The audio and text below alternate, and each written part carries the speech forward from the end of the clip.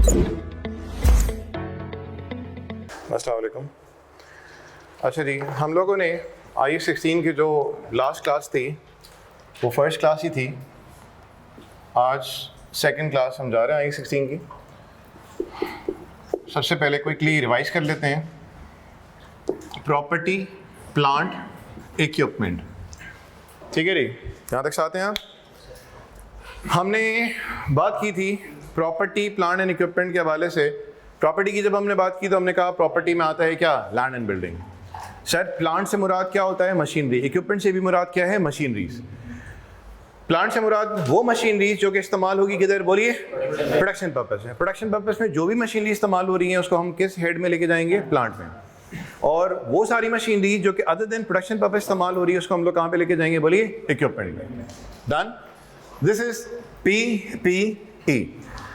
फिर हमने कुछ बात की थी कि sir property, plant and equipment में कुछ प्रॉपर्टी ऐसी होती है जिसको हम लोग यूज़ करते हैं, कुछ प्रॉपर्टी ऐसी होती है जिसको हम लोग खरीदते हैं या बनाते हैं बेचने के लिए, कुछ प्रॉपर्टी ऐसी होती हैं जिसको हम लोग खरीदते हैं यूज़ करने के लिए नहीं, खरीदते हैं बेचने के लिए नहीं।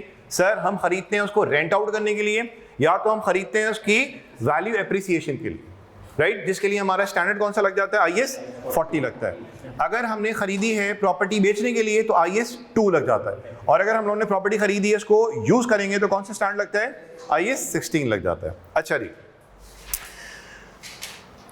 प्रॉपर्टी, प्लांट एंड इक्विपमेंट में हमने जो सीक्वेंस वाइज चीजें देखी हैं उसमें हमने नोट डाउन किया था। सबसे पहले क्या बेटा, आपके पास लेक्चर 1 में बात मेंशन थी, ऑब्जेक्टिव, कि सर ये स्टैंडर्ड जिंदगी में क्यों आया। जवाब ये दिया कि सर ये स्टैंडर्ड वजूद में इसलिए आया ताकि हमें PPE की जो भी अकाउंटिंग ट्रीटमेंट है वो समझा सके। हमने इस बात को कुछ इस तरह से भी किया कि ये स्टैंडर्ड फाइनेंशियल स्टेटमेंट में जो PPE ट्रांजैक्शन है उसको गवर्न करता है। ये हमें बताएगा कि PPE की डेफिनेशन क्या होगी, PPE को रिकॉग्नाइज कराने के लिए क्या क्या क्राइटेरिया होंगे। इसी तरह से PPE को जब हम लोग इनिशियली मेजर करेंगे तो उसकी कॉस्ट में क्या कुछ आएगा, डी रिकॉग्नाइज किस तरह से होगा, इनिशियली जब उसको हम लोग मेजर करेंगे तो उसके लिए हमारे पास मॉडल्स कौन से होते हैं, यानी कि जो भी तफसीलात हैं वो बेसिकली इस स्टैंडर्ड के अंदर बताई जाएंगी। तो सर दूसरी हमने जो बात की थी, स्कोप। सर एसेट्स तो बहुत सारे होते हैं लेकिन ये जो स्टैंडर्ड है IE16, इसका स्कोप क्या है, वो ये बोलता है सारी PPE ट्रांजेक्शंस पे अप्लाई होता है, यानी कि प्रॉपर्टी, प्लांट एंड इक्विपमेंट से रिलेटेड जो ट्रांजेक्शंस हैं ये सिर्फ इस पे अप्लाई होगा। फिर तीसरी बात हमने क्या की थी, पहली बात ऑब्जेक्टिव की हो गई, रिकॉल। दूसरी बात स्कोप की हो गई, ये भी रिकॉल। थर्ड बात, तीसरी बात क्या है, डेफिनेशन। सर PPE की डेफिनेशन में हमने कुछ ये बात की थी कि ये टेंजिबल एसेट्स हैं, मूवेबल भी हो सकते हैं, इमूवेबल भी हो सकते हैं। इमूवेबल से मुराद ये कि लैंड एंड जो बिल्डिंग है ये क्या है, बोलिए, इमूवेबल है। तो प्रॉपर्टी, प्लांट एंड इक्विपमेंट जो है वो टेंजिबल एसेट है, इसकी फिजिकल फॉर्म है, मूवेबल, इमूवेबल दोनों हो सकते हैं। और तो और सर ये वो एसेट्स हैं जिनकी लाइफ 1 साल से ज्यादा अरसे की होती है। इससे मतलब क्या हुआ, यानी कि ये वो एसेट्स हैं जिससे बेनिफिट भी हमें 1 साल के ज्यादा के अरसे में हमें रिकवर होंगे। एक सबसे अहम पॉइंट कि लाइफ 1 साल से ज्यादा की होनी चाहिए, नंबर 1। और फिर दूसरी बात हमने ये बोली कि या तो उसका इस्तेमाल हम लोग कर रहे होंगे किस पर्पस के लिए, बोलिए, गुड्स की प्रोडक्शन के लिए, या तो हम लोग सर्विसेज की सप्लाई के लिए इस्तेमाल कर रहे होंगे। अगर चलो जी प्रोडक्शन नहीं हो रही, सर्विसेज की फरहमी के लिए इस्तेमाल नहीं हो रही वो प्रॉपर्टी, प्लांट एंड इक्विपमेंट, तो सर वो हो सकता है एडमिन पर्पस में इस्तेमाल हो रही हो। चलो जी एडमिन पर्पस भी नहीं हो रहा, प्रोडक्शन भी नहीं हो रही, सर्विसेज भी नहीं दी जा रही, तो सर एटलीस्ट ये तो होना ही चाहिए कि यार उसको हमने खरीदा है किस पर्पस के लिए, बोलिए, रेंटल टू अदर्स। और रेंटल टू अदर्स की जब हमने बात की थी तो हमने उस वक्त ये भी हाईलाइट किया था कि प्रॉपर्टी के रेंटल को IAS 16 डील नहीं करता। प्रॉपर्टी के रेंटल को जो स्टैंडर्ड डील करता है उस स्टैंडर्ड का नाम है इन्वेस्टमेंट प्रॉपर्टी, नंबर कौन सा है, IAS 40। तो प्रॉपर्टी, प्लांट एंड इक्विपमेंट यानी कि IAS 16 में जो रेंटल की बात है ये बेसिकली प्रॉपर्टी के अलावा बचा क्या हमारे पास, बोलिए, प्लांट एंड इक्विपमेंट के रेंटल्स को कौन डील करेगा, IAS 16 डील करेगा। ठीक हो गई बात। तो इसका मतलब PPE की डेफिनेशन में 2 बातें होंगी। एक बात कौन सी, लाइफ 1 साल से ज्यादा, और दूसरी बात जो है उसमें 3 बातें आ रही हैं। एटलीस्ट उन 3, या तो 3 की 3 हो, या तो उन 3 में से कोई एक होगी ना, तो फिर वो किसकी कैटेगरी में फॉल करेगा, बोलिए, प्रॉपर्टी, प्लांट एंड इक्विपमेंट की डेफिनेशन के अंदर फॉल करेगा। जिस तरह से हम बोलते हैं कि sir property, plant and equipment में हम बात करते हैं ऑफिस बिल्डिंग की। सर ऑफिस बिल्डिंग में क्या क्या आ जाएगा? हमारे पास एडमिन डिपार्टमेंट आ जाएगा, हमारे पास प्रोक्योरमेंट डिपार्टमेंट आ जाएगा, हमारे पास फाइनेंस डिपार्टमेंट आ जाएगा। क्या ये वाली बात समझ आई? ये आ गया ऑफिस बिल्डिंग के अंदर। इसी तरह से अगर हम बोले फैक्ट्री बिल्डिंग की बात करें तो ये भी पीपीई के अंदर आएगा। हम बोले कि भाई व्हीकल्स हैं, हम बोले प्लांट एंड इक्विपमेंट, ये भी किस में आ जाएगा? बोलिए प्रॉपर्टी प्लांट एंड इक्विपमेंट की डेफिनेशन में आ जाएगा ये बात। फिर हमने बात बोली चौथी बात, पहली बात ऑब्जेक्टिव, दूसरी बात बोलिए स्कोप, तीसरी बात क्या है हमारे पास? तीसरी बात हमारे पास क्या है? बोलिए क्या बात बोली? डेफिनेशन। और चौथी बात क्या है? रिकग्निशन। यानी कि सर वो कौन सा दिन होगा जब हम अपनी बुक्स में उसको यानी कि पीपीई को अपने पास रिकॉर्ड या रिकग्नाइज कराने के इजाजत नामा हासिल कर चुके हैं। वो कौन से दिन होगा जब हम अपनी बुक्स में पीपीई को रिकॉर्ड या रिकग्नाइज बोले कर सकते हैं? आवाज आई कि सर जब रिस्क एंड रिवॉर्ड ट्रांसफर हो जाएगा तो उस वक्त आप उसको अपने पास पीपी के तौर पे बुक्स में रिकॉर्ड या रिकॉग्नाइज कर सकते हैं। उसने बोला हम अभी रिस्क एंड रिवॉर्ड में नहीं जा रहे। हमने ऑल्दो पिछली क्लास में बात की थी, हम घर से गए मंडी, घर से गए हम लोग मार्केट फर्नीचर खरीदने के लिए या कोई एयर कंडीशनर खरीदने के लिए, जानवर खरीदने के लिए, या हमने बात की कि हम पाकिस्तान से जर्मनी गए तो हमने वहां पे बात की थी एफओबी की बात की थी और सीआईएफ की हमने बात की थी। कुछ याद आ रही बात? That was relating to risk and reward. लेकिन रिकग्निशन के हवाले से हमने यहाँ पे जो दो बातें समझनी है वो दो बातें कौन सी हैं? सर IAS 16 ये बोलता है कि तुम पीपीई को अपनी बुक्स में रिकग्नाइज या रिकॉर्ड उस वक्त कर सकते हो। ओ भाई पीपीई की डेफिनेशन मीट होना ये तो डेफिनेट सी बात है, ये तो कंपल्सरी है, राइट? उसने बोला कि भाई दूसरी शर्त जो है यानी कि जो कि सबसे अहम तरीन शराइत में से एक शराइत ये है कि उसका रिकग्निशन क्राइटेरिया जो है ना ये मीट होना लाजमी है, ये मीट होना लाजमी है। तो सर रिकग्निशन क्राइटेरिया के अंदर बातें कितनी है? बोलिए दो बातें। एक बात तो ये है कि भाई उससे जो फ्यूचर इकोनॉमिक बेनिफिट है उसका इनफ्लो क्या होना चाहिए? बोलिए प्रोबेबल। सर मतलब क्या हुआ? जब हमारे पास एसेट का कंट्रोल आता है, जब हमारे पास एसेट का कंट्रोल आता है और जब हम लोग रिस्क एंड रिवॉर्ड एंजॉय करने की पोजीशन में बोलिए आ जाते हैं तो हम ये कह सकते हैं कि इस एसेट से हमें आगे आने वाले वक्त में क्या हासिल होगा? इकोनॉमिक बेनिफिट हासिल होगा। चूंकि मेरे पास कंट्रोल आ गया और मैं रिस्क एंड रिवॉर्ड एंजॉय करने की पोजीशन में भी आ चुका हूं तो इसका मतलब भाई अब मैं कह सकता हूं कि इस एसेट को जब मैं यूज करूंगा तो मुझे फ्यूचर में इकोनॉमिक बेनिफिट लाजमी तौर पे हासिल होंगे। एक बात तो ये। और दूसरी बात उसने क्या बोली कि उसकी कोई ना कोई होनी चाहिए कॉस्ट, और उस कॉस्ट को तुम रिलायबली एस्टिमेट कर सकते हो, यानी कि उसकी कोई ऑथेंटिक वैल्यू तुम वर्कआउट कर सकते हो। अगर ये दो शराइत मीट होती है तो उसका मतलब रिकग्निशन क्राइटेरिया क्या हुआ? तुम्हारा मीट हुआ। साथ साथ पीपी की डेफिनेशन मीट होगी तो अब तुमने अपनी बुक्स में उसको क्या रिकॉर्ड करोगे? As property plant and equipment record कर सकते हैं। फिर आगे जरा बढ़िए। हमने बात की कि सर एक होती है रिकग्निशन की डेट। चलो जी हमने डेट का तयन कर लिया कि भाई इस डेट पे हम लोग इसको अपने पास पीपी के तौर पे रिकॉर्ड या रिकग्नाइज कर सकते हैं। फिर ये सवाल आया तुम जो रिकॉर्ड या रिकग्नाइज कर सकते हो उसकी तुम्हें तारीख तो बता दी गई है, तुम कितने अमाउंट से उस पीपी को डेबिट करोगे? अभी तक इसकी बात नहीं हुई। आओ हम जरा बात करते हैं कि उसको इनिशियली जिस अमाउंट पे तुम मेजर करोगे उसकी कॉस्ट के अंदर कितनी बातें आती हैं? बोली 3 बातें आती हैं। एक बात क्या होती है? Purchase price. दूसरी बात क्या होती है? Direct attributable cost. और तीसरी होती है कॉस्ट जिसको हम लोग बोलते हैं डिसमेंटलिंग कॉस्ट। ये तीनों कॉस्ट हमने लास्ट क्लास में डिस्कस करी थी। परचेज प्राइस के अंदर क्या आ जाएगा? जो भी इसकी रिटेल प्राइस है उसमें से हम लोग लेस करेंगे ट्रेड डिस्काउंट। ट्रेड डिस्काउंट में भी हमने बात की थी कि हमारे पास दो तरह के हैं, एक है हमारा बार्गेन परचेज डिस्काउंट और दूसरा कौन सा हमारे पास? Bulk discount, bulk purchase discount. ये वाली बात समझे? एक है बार्गेन डिस्काउंट, दूसरा कौन सा हमारे पास? Bulk purchase discount.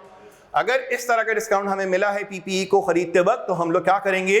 जो भी लिस्ट प्राइस है रिटेल प्राइस होगी उसमें से क्या कराएंगे? बोलिए माइनस। डन होगी बात। और तो सर जब हमने एसेट को खरीदा और हमने एसेट को इंपोर्ट करवाया और अगर कोई ड्यूटीज वगैरह है, टैक्सेस हमने पे किए और सरकार हमें ये कहता है कि हम आपको ये टैक्सेस रिफंड कर देंगे, ठीक? तो जो रिफंडेबल होंगे क्या वो पीपीई की कॉस्ट का पार्ट बनना चाहिए? सर रिफंड हो जाएंगे तो नहीं बनना चाहिए। और वो टैक्सेस या वो ड्यूटीज जो कि बोला भाई ये रिफंडेबल नहीं है तो इसका मतलब उन सारी ड्यूटीज उन सारे टैक्सेस को हम लोग क्या करेंगे? एसेट की कॉस्ट का पार्ट बना देंगे। तो इन 2-3 चीजों को प्लस माइनस करने के बाद जो जवाब आएगा that will be the purchase price. फिर दूसरी बात हुई थी हमारे पास डायरेक्टली एट्रीब्यूटेबल कॉस्ट। सर हमने ये बोला था हर वो कॉस्ट जो कि एसेट को काबिल इस्तेमाल हालत में लाने के लिए जरूरी है ताकि मैनेजमेंट उसको अपनी ख्वाहिशात के मुताबिक क्या कर सके, बोलिए, इस्तेमाल कर सके। यानी कि हर वो कॉस्ट जो कि एसिड को काबिल इस्तेमाल हालत में लाने के लिए जरूरी है ताकि मैनेजमेंट उसको अपनी ख्वाहिशात के मुताबिक इस्तेमाल कर सके, इसको हमने क्या बोला, बोलिए, डायरेक्टली एट्रीब्यूटेबल कॉस्ट। इसी बात को एक और रुख भी देके हम समझते हैं, यानी कि हर वो कॉस्ट जो कि एसिड को प्रेजेंट लोकेशन में लाने के लिए, प्रेजेंट कंडीशन में लाने के लिए जरूरी है ताकि मैनेजमेंट उसको अपनी इंटेंशन के मुताबिक इस्तेमाल कर सके। ये भी पहली वाली बात की समझे, इन कनेक्शन हम दूसरी बात ये करें, क्या ये वाली बात समझ आई? यानी कि हर वो कॉस्ट जो कि एसिड को काबिल इस्तेमाल हालत में लाने के लिए जरूरी है ताकि मैनेजमेंट उसको अपनी इंटेंशन के मुताबिक इस्तेमाल कर सके। हमने यहाँ पे कुछ एग्जांपल्स ली थी कि सर हम गए अगर फॉरेन कंट्री एसिड को एक्वायर करने के लिए, तो सर जब हमने वो एसिड खरीद लिया, यानी कि जाने का हमारा जो भी खर्चा होगा वो भी एसिड की कॉस्ट का हम क्या बनाएंगे, बोलिए, पार्ट। इसी तरह से सर जब हमने वो एसिड खरीद लिया तो वो जो रिटेल प्राइस होगी, जो लिस्ट प्राइस होगी, वो भी क्या होगी, ऐड। इसके अलावा जो ट्रेड डिस्काउंट अगर हमें मिल गया तो वो क्या हो जाएगा, बोलिए, लेस हो जाएगा। यानी कि सारी चीजें किसमें आ रही हैं, एसिड की कॉस्ट में। आना क्या क्या है, हमने क्या करना है, इसको बाइफर्केट करना है, यानी कि परचेज प्राइस में क्या आना है, ये बात एक तरफ हो गई। सर डायरेक्ट एट्रीब्यूटेबल कॉस्ट के अंदर क्या आएगा, हमने बात की थी कि सर हमने अगर पेमेंट करनी है अपने सप्लायर को और वो सप्लायर जो है फॉरेन कंट्री में, तो उसके लिए हम लोग बैंकिंग चैनल इस्तेमाल करेंगे और उसके लिए हम लोग क्या खुलवाते हैं, अमूमन एलसी खुलवाते हैं। तो एलसी खुलवाने के जो चार्जेस होंगे हम लोग किसको पे कर रहे होंगे, बैंक को पे कर रहे होंगे। तो ये सर कंपल्सरी चार्जेस हैं, एलसी चार्जेस हो गया, इंपोर्ट ड्यूटीज हो गई, ट्रांसपोर्टेशन हो गया, उसकी इंश्योरेंस इन ट्रांजिट हो गई, उसकी हैंडलिंग हो गई। सर जिस जगह हमने लेके आना है वहां से यहाँ तक लाने के लिए सर पोर्ट से क्लियरिंग करवानी होगी, तो क्लियरिंग एंड फॉरवर्डिंग वालों को हम लोग क्या कर रहे होंगे, कमीशन वगैरह पे कर रहे होंगे, इनकी फीस अदा कर रहे होंगे।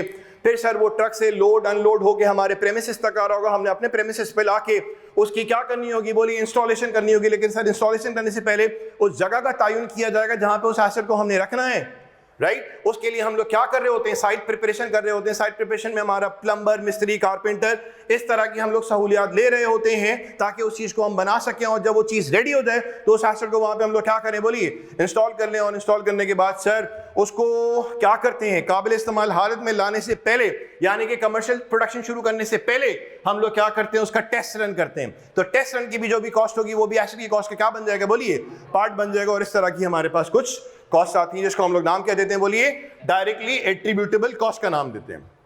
फिर जो तीसरी कॉस्ट है वो कौन सी कॉस्ट है, इसका नाम हमने दिया था, बोलिए क्या, dismantling cost. Sir dismantling cost में होता कुछ यूं है कि कुछ एसिड को यूज करने का राइट हमें मिलता ही उस वक्त है जब हम एक अपने पे ऑब्लिगेशन क्रिएट करते हैं। ऑब्लिगेशन कैसी, कि अगर हमने एक पीपीई लेके आए और हमने बोला हमने प्लांट एंड इक्विपमेंट इंस्टॉल किया और सरकार की वो जमीन थी, सरकार ने हमें कहा कि ठीक है हम आपको इस एसेट को यूज करने की इजाजत देते हैं, लेकिन हमारी शर्त कुछ इस तरह से कि जब आप इस जगह से इस एसेट को आज से 5 साल 10 साल 15 साल बाद जाके जब उस एसेट की लाइफ एंड हो जाएगी, यूज एंड हो जाएगा, तो आपने चूंकि सरकार की जमीन इस्तेमाल की है तो आपने उस जगह से उस एसेट को क्या करना पड़ेगा, रिमूव करना पड़ेगा। तो सर रिमूव करने के लिए जो भी आपकी कॉस्ट लगेगी, अगर आप वादा करते हो कि उस कॉस्ट को आप बेयर करोगे तो ठीक है, पहली शर्त ये मीट हुई।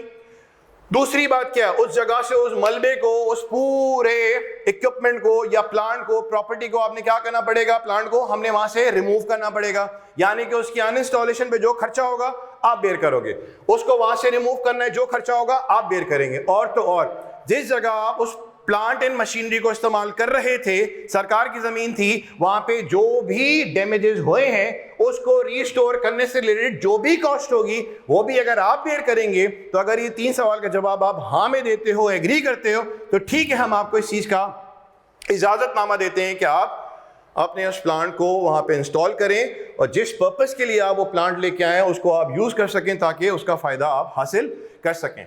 तो अब सुनिए, फिर हमारी यहाँ पे बात हुई, हमने कुछ एग्जांपल्स ली थी कि ईयर 0 पे हम एसेट लेके आए वगैरह वगैरह, यानी कि ये डिसमेंटलिंग कॉस्ट की कौन सी कॉस्ट है, क्या ये कॉस्ट आज पे होगी या फ्यूचर में, बोलें फ्यूचर में।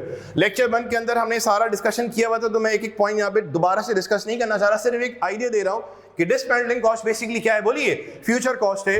और ये वो कॉस्ट है जो कि कंपल्सरी है, बिकॉज जब तक हम इस कॉस्ट को क्या नहीं करेंगे, पे ऑफ करने का वादा नहीं करेंगे, तो उस वक्त तक हमें इजाजतनामा बोले नहीं मिलना। ये वाली बात समझ आई। अब फिर हमने यहाँ पे पूछा था कि क्या इसका बेनिफिट हमें सिर्फ एग्जाम्पल के मुताबिक 5 साल की हमने कुछ बात की थी, क्या इसका बेनिफिट हमें 5वें साल मिलना है? जवाब आया नहीं सर, इसका बेनिफिट हमें 5 सालों में मिलना है। जब इसका बेनिफिट हमें 5 सालों में मिलना है तो हम लोग क्या कर रहे थे, उसको 5वें साल के एक्सपेंस ट्रीट नहीं कर रहे थे, हम लोग क्या करेंगे, उसको डे वन पे उसको हम लोग करेंगे कैपिटलाइज, सही है जी, और फिर जो भी कैपिटलाइज करने के बाद अमाउंट आएगा उसको 5 सालों पे क्या करेंगे, उसको डेप्रिशिएट करेंगे, एलोकेट कर देंगे उसकी कॉस्ट को। तो सर इसी के हिसाब से एक और बात हुई थी, वो ये कि डिसमेंटलिंग कॉस्ट को हम लोगों ने जो रिकॉर्ड करना है वो फ्यूचर वैल्यू पे करना है या प्रेजेंट वैल्यू पे रिकॉर्ड करना है, बोलिए प्रेजेंट वैल्यू पे रिकॉर्ड करना है। तो एंट्री हमारे पास वो जो लेक्चर 1 हमने लिया है उसके हवाले से मैं यहाँ पे अभी बात कर रहा हूँ। वो लेक्चर 1 जिन्होंने नहीं देखा वो देख लेंगे तो उनको अच्छे से आइडिया हो जाएगा। तो ये डिसमेंटलिंग कॉस्ट के हवाले से कुछ बात थी। आगे बढ़ते हैं और ऑब्जेक्टिव वाला एरिया हमने देख लिया है, ठीक है जी। दूसरा एरिया कौन सा, बोलिए स्कोप वाला भी हम लोग डिस्कस कर चुके हैं। नंबर 3 कौन सा है, पीपी की डेफिनेशन वाला। चौथा कौन सा है, बोलिए रिकग्निशन के हवाले से। अच्छा जी, 5वां क्या है, बोलिए इनिशियल कॉस्ट या इनिशियल मेजरमेंट जो होगी, सही है जी। हमने हेडिंग डाली क्या थी वैसे, इनिशियल कॉस्ट की हेडिंग डाली थी, ठीक है जी। इसके अंदर 3 बातें हैं। इसके हवाले से हम लोगों ने अभी हैंडआउट के अंदर एग्जांपल्स हैं, 4, 5, 6 एग्जांपल्स हैं। जब वो सॉल्व करेंगे उन एग्जांपल्स का ताल्लुक है किस एरिया से, उन 4, 5 एग्जांपल का ताल्लुक ही इस एरिया से है, इनिशियल कॉस्ट से। यानी कि जिस टाइम मैं एसेट को रिकग्नाइज करूंगा तो कितने अमाउंट से मैंने पीपी को डेबिट करना है, हमने ये भी काम कुछ एग्जांपल्स के अंदर 5-6 एग्जांपल्स है जिसमें हम देखेंगे। अब जो छठा एरिया आ रहा है वो कौन सा है, बोलिए वो कौन सा है, बोले सब्सीक्वेंट कॉस्ट। बेटा मैंने आपको बोल दिया तकरीबन 4 to 5 एग्जांपल्स हैं यहाँ पे, ठीक है, जिसको हम लोग हैंडआउट में देख रहे हैं जो करेंगे। कुछ नहीं कुछ 4-5 एग्जांपल्स हैं और उन एग्जांपल्स का ताल्लुक किससे, इनिशियल कॉस्ट से, यानी कि परचेज प्राइस में क्या क्या आएगा, डायरेक्टली एट्रीब्यूटेबल कॉस्ट में क्या आएगा और डिसमेंटलिंग कॉस्ट में क्या आएगा। 4-5 एग्जांपल आपके पेज नंबर जो भी नजर आ रहा है उसमें मिल जाएंगी। अब हम जा रहे हैं सब्सिक्वेंट कॉस्ट पे, ठीक है जी। अब मुझे बताओ बेटा हैंडआउट में कौन सा पेज पे आ रहा है सब्सिक्वेंट कॉस्ट, हैंडआउट देख लीजिए सब्सिक्वेंट कॉस्ट किस पेज पे आ रहा है। हैंडआउट पे आइएगा बेटा, हैंडआउट पे आइए, पेज नंबर 1 पे जरा नजर डालिएगा, पेज नंबर 1 पे आइए। ये वाला हमने एरिया डिस्कस किया था, ये वाला एरिया हमने on a lighter note discuss किया था और उस वक्त मैंने आपसे ये बात कही थी कि ये बुक का एरिया कॉपी पेस्टेड है। पेज नंबर 1 पे जो नजर आ रहा है और पेज नंबर 2 पे जो नजर आ रहा है ये बुक का कंटेंट है, यानी कि इस चैप्टर के अंदर हमें क्या कुछ चीजों का सामना करना होगा। फिर उसके बाद आप आ जाइए पेज नंबर 3 पे और पेज नंबर 3 में वही सारी गुफ्तगू जो हम लोग कर चुके हैं वो यहाँ पे आपको नजर आ रही हैं, सिर्फ हेडिंग्स देख लीजिएगा।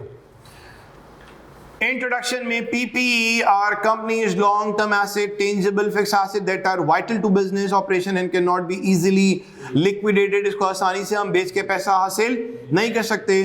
फिर आई बात कि PPE क्या है, टेंजिबल है, help for use in production और रेंटल सर्विस वगैरह वगैरह, और 1 साल से ज़्यादा लाइफ उसका बात करने का अंदाज अलग, हमारा तरतीब अलग, लेकिन घूम फिर के एक ही बात हो रही है। फिर कुछ इंपॉर्टेंट डिस्टिंग्विश किया जा रहा है कि PPE को किससे डिस्टिंग्विश किया जा रहा है, इनटैंजिबल से। ये कुछ थ्योरेटिकल एरिया है, उसको आप पढ़ लीजिएगा जरूर। फिर आ जाइए रिकग्निशन। रिकग्निशन में देखो सिर्फ A और B बुलेट जो आपको नजर आ रहे हैं इसको देखें आप, खाली क्या नजर आ रहा है, वही 2 बातें, ठीक, वही 2 बातें। फिर अगले पेज पे आ जाइए, पेज नंबर 4 पे आओ बेटा। मैं इसको रीड आउट करवा नहीं रहा, ये वो सारा एरिया है जो हम डिस्कस करके आगे जा रहे हैं। इनिशियल कॉस्ट में आप देखें 3 बुलेट्स जो बने हुए हैं पेज नंबर 4 पे। पेज नंबर 4 पे वो है purchase price, directly attributable cost, initial estimate of future cost where the entity has the obligation to incur these costs, यानी कि फ्यूचर कॉस्ट। ये सारी बात हमारी हो गई है। फिर परचेज प्राइस में क्या आएगा, डायरेक्टली एट्रीब्यूटेबल कॉस्ट में क्या आएगा, राइट। इसी तरह से ये सब कुछ डिस्कशन है, आप लोग एक नज़र खुद पढ़ लीजिएगा क्योंकि मैं पढ़ाऊंगा, खामखा टाइम लगेगा, थोड़ा सा आइडिया मैंने दिया और बाकी आप पढ़ो। कोई प्रॉब्लम होगा तो हम इसको डिस्कस कर लेंगे। फिर आ रहा है हमारे पास एक IFRS अलर्ट आ रहा है और IFRS अलर्ट यहाँ पे ये आ रहा है जिसमें अभी रिसेंटली अपडेट्स हुई हैं कुछ आइस के अंदर। पढ़ लेते हैं वो क्या बोलता है। Sir, update on IAS 16 property plan and equipment require the proceed receive from selling output produce during the asset is ready for its intended use to be recognised as income in profit and loss. अब देखिए यहाँ पे वो बोलना क्या चाह रहा है, सुनिए। यहाँ पे बोलना ये चाह रहा है कि सर, जब हम लोग अपने प्लांट एंड इक्विपमेंट को टेस्ट रन करते हैं तो वो जो हमारे पास प्रोडक्ट बन के आती है, ठीक, उसको हम लोग आगे किसी को फरोख्त कर देते हैं। टेस्ट रन के दौरान हमने क्या किया कि वो जो प्रोडक्ट हमारे पास आई, टेस्ट रन के दौरान जो प्रोडक्ट हमारे पास आई उसको हमने 2 पैसों में आगे बेच दिया। ठीक, आज से पहले ट्रीटमेंट हुआ क्या करता था? आज से पहले ट्रीटमेंट हुआ क्या करता था, यानी कि इनकम फ्रॉम टेस्ट रन के हवाले से पहले ट्रीटमेंट क्या हुआ करता था? पहले क्या हुआ करता था कि जो भी हमारे पास परचेज प्राइस हुआ करती थी, ठीक है जी, डन, उसमें हम लोग डायरेक्ट एट्रीब्यूटेबल कॉस्ट को अदर देन टेस्ट रन और इनकम फ्रॉम टेस्ट रन को अगर मैं अलग रखूं, हम क्या करते थे इसमें डायरेक्ट एट्रीब्यूटेबल कॉस्ट में अदर देन टेस्ट रन और selling of product from test run, हम क्या करते थे, जैसे टेस्ट रन पे हमारा खर्चा हुआ, मिसाल के तौर पे 100 का खर्चा हुआ, प्लस प्लस प्लस वो जो सैंपल्स बनते हैं और उसको हम लोग बेचते हैं और बेच के जो अमाउंट हासिल हम करते हैं तो उसको क्या करते, यानी कि इनकम जो होती उसको लेट्स सपोज अगर हमने 100 की चीज लेट्स सपोज 60 में बेच दी, खर्चा हुआ 100 का, बेच कितने में दिया? 60 में, तो हम क्या करते थे, उसको यहां से कराते थे माइनस। यानी कि इससे होता क्या कि पीपी की कॉस्ट बढ़ जाती है, कम हो जाती? बोलिए शाबाश, कम हो जाती। ठीक, अब जो IFRS अलर्ट आया है उसने ये कहा है कि ये जो 60 है, यानी कि 1 2 3 ये जो है, ये क्या होगा, पीपी की कॉस्ट का पार्ट बनेगा, डन। और ये जो 60 है उसने कहा इसको पीपी की कॉस्ट का पार्ट नहीं बनाओ, ना पॉजिटिव ना नेगेटिव, वैसे क्या करते थे माइनस। इसने कहा कि उसको तुम प्रॉफिट एंड लॉस में ले जाओ और उसको ट्रीट कर दो, क्या बोलिए, इनकम ट्रीट कर दें। ये अभी रिसेंट कुछ चेंजेस इसमें आई हैं, जरा पढ़ लीजिए। Update on IAS 16 property plan and equipment required the proceed receive from selling output, जरा समझिएगा बात, फ्रॉम सेलिंग आउटपुट प्रोड्यूस्ड, अल्फाजों को बिल्कुल एक एक करके समझना, required the proceeds received from selling output, यानी कि जो मशीनरी पे हमने जो चीज तैयार की, ठीक, उसको बेच के जो अमाउंट हमने हासिल किया, राइट, प्रोड्यूस बिफोर, देखिए सबसे अहम बात यहां पे क्या रही, before the asset is ready for it intended use, यानी कि उसके ऊपर कमर्शियल प्रोडक्शन स्टार्ट करने से पहले हमने टेस्ट रन किया, हमारे पास सैंपल्स आए, हमने सैंपल को बेच के 2 पैसे हासिल किए। तो सर वो जो 2 पैसे बेच के हम लोग सैंपल हासिल कर रहे हैं, अमाउंट जिसको हम लोग यहां पे क्या बोल रहे हैं, जरा फिर से पढ़ना, required the proceed receive from selling output produce before the asset is ready for it intended use, यानी कि कमर्शियली प्रोडक्शन स्टार्ट करने से पहले जो हमने टेस्ट रन किया, उस टेस्ट रन से जो हमारे पास सैंपल्स आए, सैंपल्स को हमने 2 पैसे में बेच दिया, बेच के जो अमाउंट हासिल हुआ, यहां पे IFRS अलर्ट क्या आया है, पहले क्या होता था, उस सैंपल से जो पैसा आता था उसको हम एसेट की कॉस्ट में से कराते थे माइनस।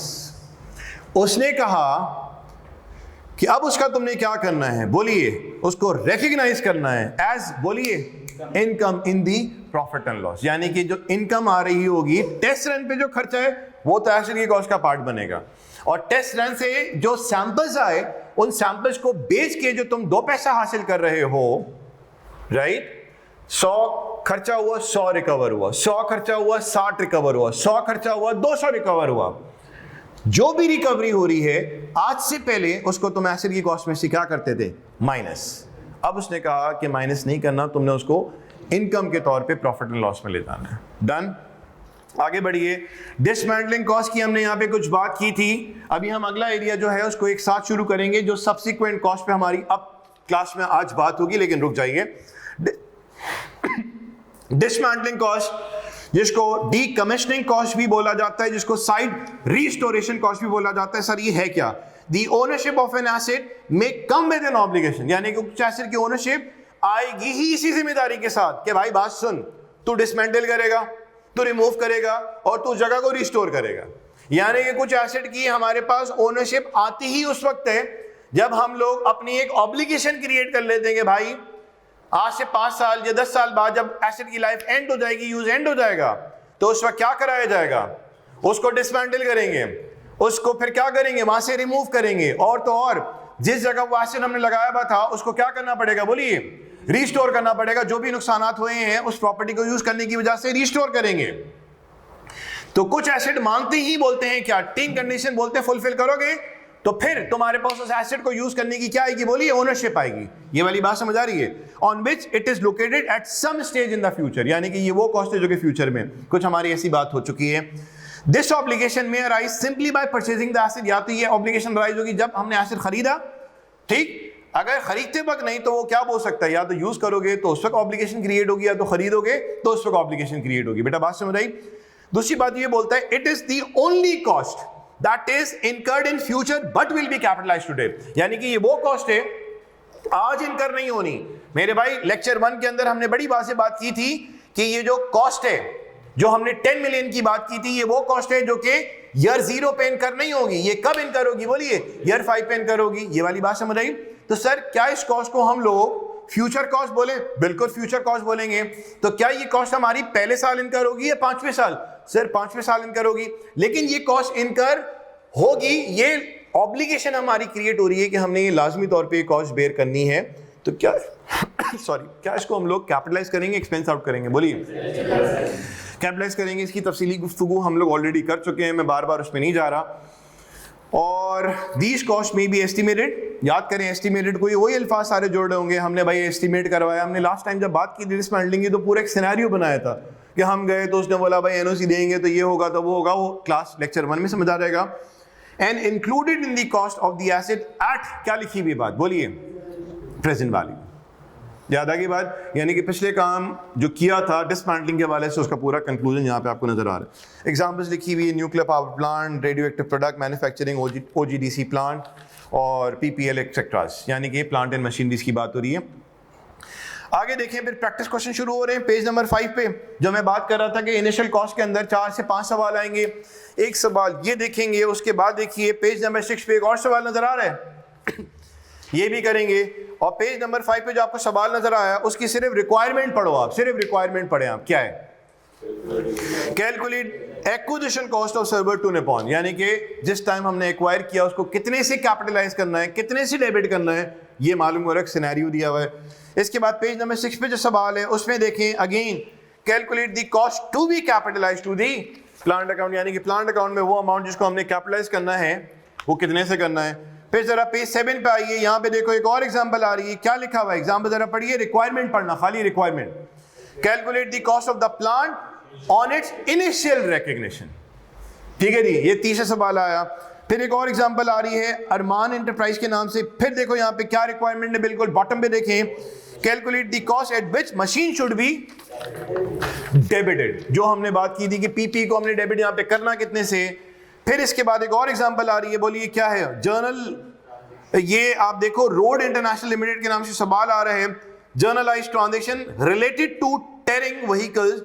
टेयरिंग व्हीकल्स बेसिकली क्या होगा हम देख लेंगे, जो बुलडोजर्स वगैरह होते हैं, बुलडोजर का नाम जो होता है उसको हम लोग टेयरिंग व्हीकल्स बोल रहे होते हैं फॉर द ईयर एंडेड, यानी कि हम लोग डेबिट या क्रेडिट जो करेंगे, जो हमारे पास एसेट आ रहा है जिसको हम लोग बना रहे हैं वो कितने से डेबिट करेंगे, वो यहाँ पे देखेंगे। अगेन वही वाली बात हो रही है कि पीपी डेबिट कितने से होना है। फिर ये जो डिसमेंटलिंग की जो हमने बात लगाई हुई थी, हमने बोर्ड पे तो अपनी एग्जांपल क्रिएट की थी, यहाँ पे एक प्रॉपर हमारे पास एक छोटा सा सवाल बन के आ रहा है डिसमेंटलिंग के नाम से, एग्जांपल डिसमेंटलिंग, और फिर एक ट्राई योरसेल्फ आ रहा है, यानी कि डिसमेंटलिंग के हवाले से भी हमने बात को सिर्फ ऊपर ऊपर करके छोड़ा नहीं है, हमने इनिशियल कॉस्ट के हवाले से पेज नंबर 8 तक काम जो है वो किसके हवाले से हो रहा है, सिर्फ इनिशियल कॉस्ट के हवाले से हो रहा है। इसका मतलब इनिशियल कॉस्ट के हवाले से मैंने 4 से 5 लिखा हुआ है, लेकिन मेरे ख्याल से 6 के करीब सवाल आते हैं। ये जब कर लेंगे तो हमें इनिशियल कॉस्ट काफी हद तक जहन में बैठ जाएगी कि भाई ये प्लस होता है, ये माइनस होता है, और इसको कुछ नहीं करते। डन। इसको अगर कुछ नहीं करते तो उसको यहां ले जाएंगे या उसको वहां ले जाएंगे। ये सारा काम हम लोग जो एग्जांपल से जब करेंगे तो इंशाल्लाह वो क्लैरिफाई हो जाएगा। अब हम आगे बढ़ रहे हैं जो कि पेज नंबर 9 है, और पेज नंबर 9 पे क्या आ रहा है बेटा, सब्सिक्वेंट एक्सपेंडिचर। सब्सिक्वेंट एक्सपेंडिचर, सबसे पहले तो हम बात कर लेते हैं कि सर सब्सिक्वेंट एक्सपेंडिचर से मुराद क्या। एग्जिस्टिंग नॉन करंट एसेट पे जब फ्यूचर में खर्चा होगा तो आया कि इसको हम लोग एक्सपेंस आउट करेंगे या इसको हम लोग बोलें कैपिटलाइज करेंगे। एग्जिस्टिंग नॉन करंट एसेट पे आगे आने वाले वक्तों में जो खर्चा होगा, आया कि वो एक्सपेंस आउट होगा या उसको हम लोग करेंगे कैपिटलाइज। ठीक। इस गुफ्तगू में जाने से पहले हम कुछ रिकॉल कर लेते हैं पुराना काम, और उसमें हम लोग ये रिकॉल करते हैं कि सर एक्सपेंस हमारे पास होते कितने तरह के हैं। PRC 4 2 तरह के होते हैं। एक होगा हमारे पास, बोलिए, रेवेन्यू एक्सपेंस, और एक एक्सपेंस हमारे पास होता है, इसको हम लोग नाम क्या देते हैं, बोलिए, कैपिटल एक्सपेंस। ठीक हो गया सर। रेवेन्यू एक्सपेंस ये कौन से होते हैं, ये वो एक्सपेंसेस होते हैं जिसका बेनिफिट हमें 12 महीनों के अंदर मिलता है। इसको हम यूं लिख देते हैं, प्रोवाइड बेनिफिट्स, बोलिए, अप टू 1 ईयर। और ये जो है provide benefits for more than 1। ये तो कुछ पुरानी बात रिफ्रेश हो गई। हमारा जो अभी डिस्कशन है वो क्या है, बोलिए, subsequent cost. Subsequent cost Urdu तर्जुमा यानी कि एग्जिस्टिंग नॉन करंट एसेट पे आगे आने वाले वक्तों में जो भी खर्चे होंगे। सर खर्चे तो होंगे क्योंकि एसेट इज अ रिसोर्स। जब रिसोर्स को इस्तेमाल करेंगे तो सर खर्चे तो होंगे, उनकी रिपेयर एंड मेंटेनेंस, उनकी ऑयलिंग, फ्यूलिंग वगैरह वगैरह। सर खर्चे तो होने हैं, ये कंफर्म है, बिकॉज रिसोर्स जब भी इस्तेमाल होगा, रिसोर्स क्या मतलब कमाने के जराए, जब भी वो इस्तेमाल में लाए जाएंगे तो सर खर्चे तो वो करेगा। अब वो जो खर्चे हैं उनको हम लोग नाम क्या देते हैं, बोलिए, सब्सिक्वेंट कॉस्ट का नाम देते हैं। अब सब्सिक्वेंट कॉस्ट में एक कॉस्ट ऐसी है जिसको हम लोग एक्सपेंस आउट करेंगे, और एक कॉस्ट ऐसी है जिसको हम लोग क्या करेंगे, बोलिए, कैपिटलाइज। तो जो एक्सपेंस आउट होनी है उसको हम लोग क्या बोलेंगे, वो हमारा कौन सा खर्चा होगा, रेवेन्यू एक्सपेंस। और एक कॉस्ट जिसको हम लोग एक्सपेंस आउट नहीं करेंगे उसको हम लोग क्या करेंगे, कैपिटलाइज करेंगे। तो उस खर्चे को हम लोग नाम क्या देंगे, बोलिए, कैपिटल एक्सपेंस का नाम देंगे। ठीक हो गया। अच्छा जी सर, रेवेन्यू एक्सपेंस में हमारे पास कौन कौन से एक्सपेंस आएंगे। यहां पे हम ये बोलते हैं कि सर जो डे टू डे सर्विसिंग के हवाले से जो खर्चे हैं, मिसाल के तौर पे सर वो जो कंज्यूमेबल्स इस्तेमाल हो रहे हैं प्लांट एंड मशीनरी में, जो लेबर की जो कॉस्ट है, ये भी क्या होगा, बोलिए, एक्सपेंस आउट होगा। सर वो जो स्मॉल छोटे छोटे पुर्जे लग रहे हैं या कोई पार्ट्स लग रहे हैं जिनकी कॉस्ट बड़ी इममटीरियल है, उनको हम लोग क्या करते हैं, एक हेड में डाल देते हैं और बोलते हैं भाई ये है हमारा डे टू डे खर्चा उस एसेट से रिलेटेड। अब वो डे टू डे खर्चा हमारा, चाहे वो बड़ा खर्चा हो या छोटा खर्चा हो, स्टैंडर्ड ये बोलता है कि उस खर्चे को तुमने क्या करना है, ट्रीट क्या कराना है, बोलिए, रेवेन्यू एक्सपेंस ट्रीट कराना है। और जो भी कंज्यूमेबल्स इस्तेमाल हो रहे हैं, जो तुम्हारे छोटे मोटे पार्ट इस्तेमाल हो रहे हैं, या जो पार्ट तुम्हारे इस्तेमाल हो रहे हैं और उनकी कॉस्ट बड़ी इममटीरियल है, या जो लेबर की कॉस्ट है, उसको तुमने क्या ट्रीट करना है, बोलिए, एज रेवेन्यू एक्सपेंस ट्रीट करना। यानी कि यहां पे इस बात को यूं भी किया जा सकता है कि भाई एसेट जो है जब उसको इस्तेमाल करोगे तो उसके ऊपर मेंटेनेंस तो कॉस्ट लगेगी, मेंटेनेंस कॉस्ट तो लगेगी। अब सुनिए, अब उसकी मेंटेनेंस कॉस्ट सिग्निफिकेंट हो या इनसिग्निफिकेंट हो, अगर वो कॉस्ट कंपल्सरी है जो कि उस एसेट को यूज करने में लाजमी तौर पे लगनी है, तो उस कॉस्ट को हम लोग क्या ट्रीट करेंगे? बोलिए, रेवेन्यू एक्सपेंस ट्रीट करेंगे। और कौन सा एक्सपेंस का नाम देंगे उसको? बोलिए, डे टू डे सर्विसिंग में डाल देंगे। एग्जाम्पल हम लोग जो बार बार बोल रहे हैं वो क्या है? बोलिए, कंज्यूमेबल्स।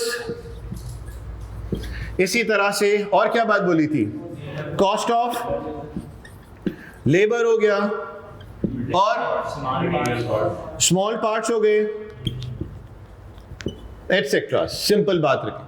या इस बात को मैं और जरा समराइज कर दूं, और जरा समराइज कर रहा हूं। बेटा बात सुनिए, कॉपी तो आप करेंगे, इस बात को मैं और समराइज करता हूं। यानी कि एक ऐसा खर्चा, सुनिए, कंक्लूजन ड्रॉ कर रहा हूं, यानी कि एक ऐसा खर्चा जिसके करने से उस एसेट की लाइफ, एफिशिएंसी, कैपेसिटी, क्वालिटी या क्वांटिटी या क्वालिटी ऑफ आउटपुट मेंटेन रहे।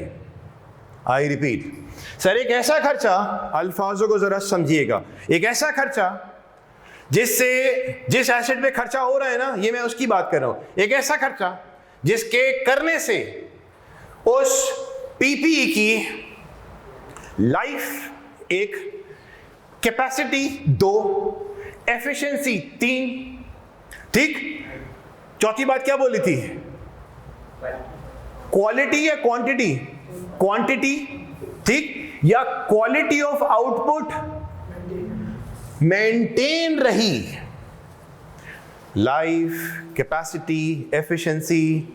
चौथी बात क्या बोली? क्वांटिटी। पांचवी बात क्या?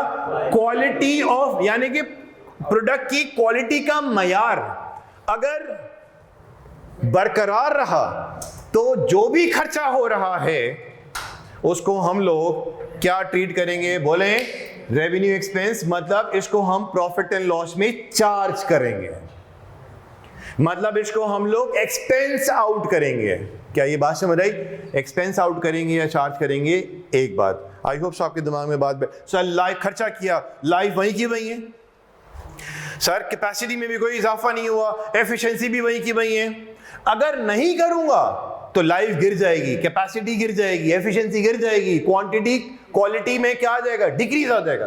अगर करता हूं तो वो मेंटेन है, तो इसको मेंटेन रखने पे जो भी खर्चा होगा उस खर्चे को हम लोग नाम क्या देंगे? बोलिए, रेवेन्यू एक्सपेंस का नाम देंगे। ये वाली बात दिमाग में ज्यादा अच्छे से रखनी है। दूसरी बात, कैपिटल एक्सपेंस के हवाले से अब मैं यहां पे कुछ 3 बातें करने जा रहा हूं। 3 बातें। पहली बात, सर इंक्रीज आइदर, ए बात लिखता हूं लाइफ, बी कैपेसिटी, और सी में लिखता हूं एफिशिएंसी। यहां पे आएगा major replacement of parts. Replacement of part आप पूरा लिख लें ताकि आपको बाद में मसला ना हो कि ये आरओपी का मतलब क्या है। Major replacement of parts. और ये तीसरी बात है, इसको हम लोग बोलते हैं मेजर इंस्पेक्शन। ठीक है जी, मेजर इंस्पेक्शन। अब जरा आए,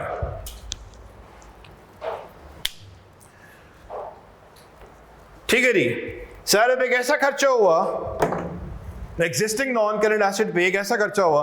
देखो चीजों को बड़ा सिंपल स्मूथ सा रखना है।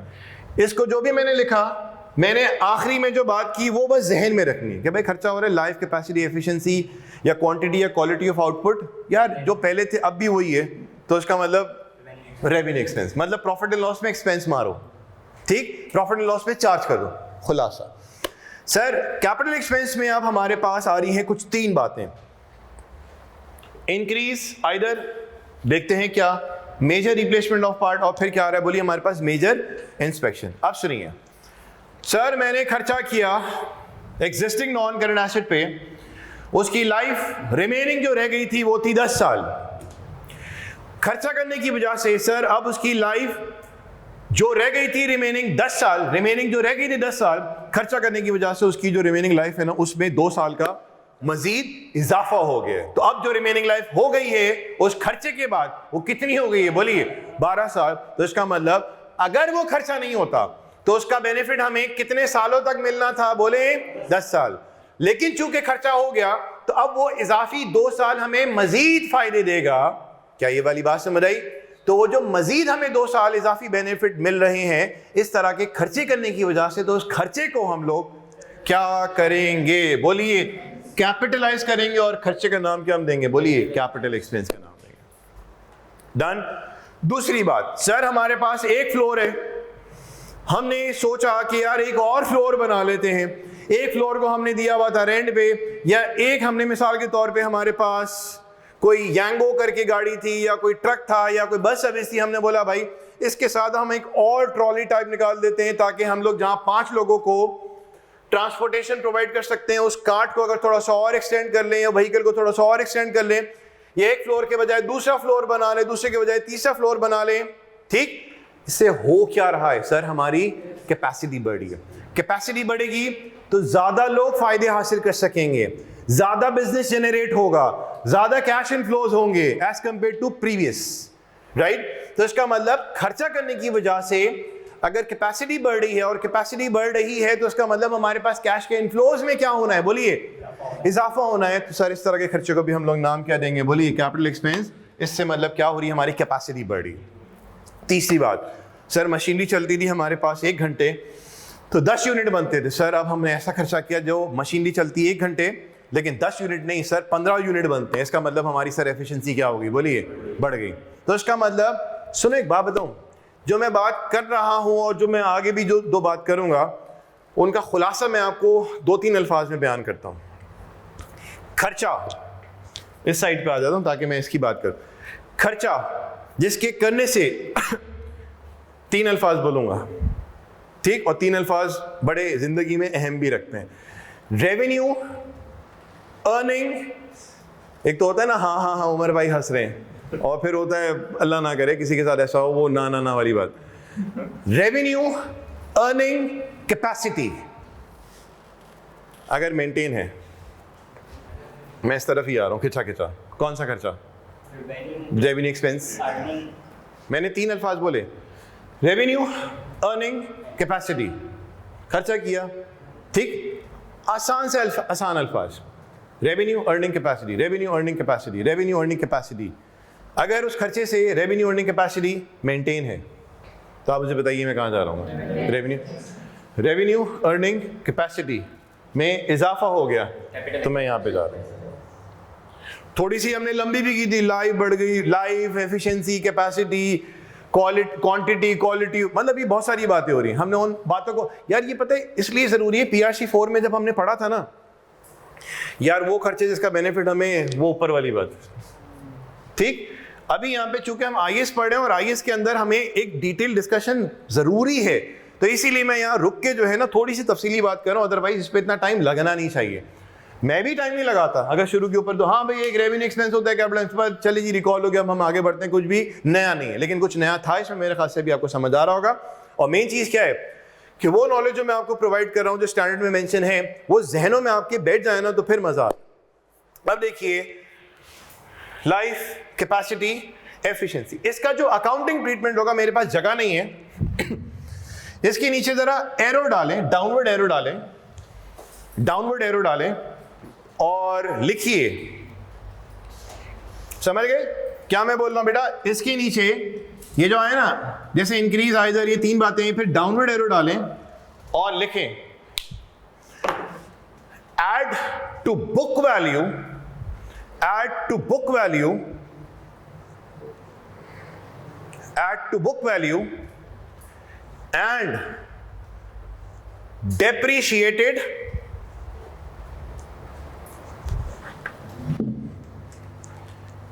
depreciated over the remaining life of that asset.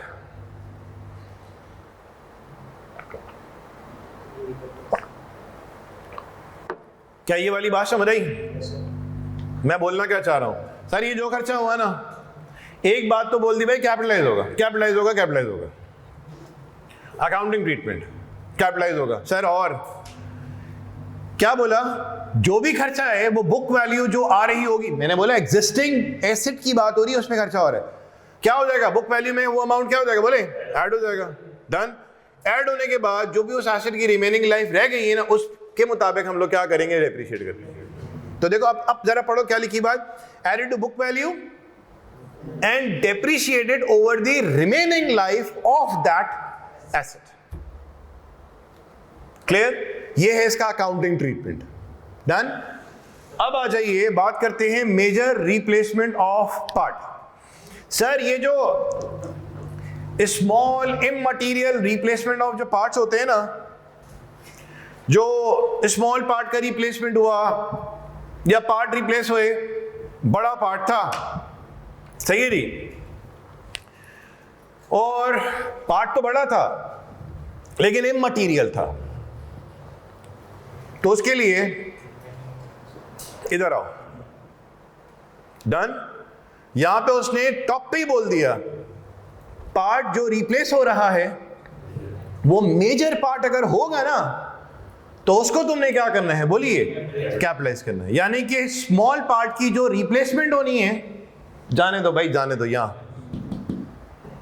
Major part की जो रिप्लेसमेंट होनी है, उसके लिए उसने बोला कि यार इसको तुम एक्सपेंस आउट नहीं करोगे, ठीक, इसको तुमने क्या करना पड़ेगा, बोलिए कैपिटलाइज करना पड़ेगा। इसको क्या करना पड़ेगा, बोलिए कैपिटलाइज करना पड़ेगा। यानी कि डाउनवर्ड एरो डालें, लिखें capitalise,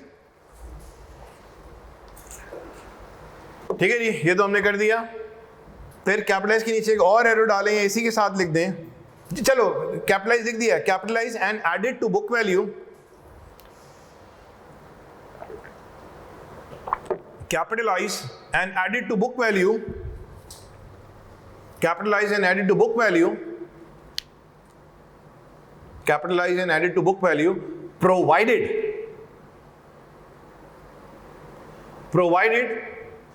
disposal of old asset। अब देखो अल्फाज जो मैंने यहां पे बोले हैं शायद आपको समझ आ रहे हो लिखते ही साथ, यानी कि भाई वो जो पार्ट तुम बदली कर रहे हो ना, नया पार्ट लेके आए, तुमने ऐड कर दिया, भाई वाह यही होना था, और तुमने उस पुराने पार्ट को अपने पास से डी रिकॉग्नाइज नहीं किया, तो एसेट तो बड़ा फलता फूलता हुआ सेहतमंद दिख रहा होगा, क्योंकि पुराने एसेट की भी कॉस्ट में मौजूद होगी, ठीक। तो उसने बोला भाई जो पार्ट तू बदली कर रहे हो, उस पुराने पार्ट को तुम पहले अपने पास से शार्ट करो, मतलब निकाल दो यहां से, और फिर जो तुमने पार्ट रिप्लेस किया है, जो कि तुम मेजर पार्ट बोल रहे हो, इसको तुम क्या करो, कैपिटलाइज करो। देखो मैंने क्या लिखी हुई बात, अंग्रेजी जो लिखी हुई शायद आपको पूरी समझ आ रही हो, capitalise and added to book value provided, यानी कि शर्त यहां पे क्या रख रहा है वो, disposal of old pass, old क्या लिखा, disposal of old asset is recorded.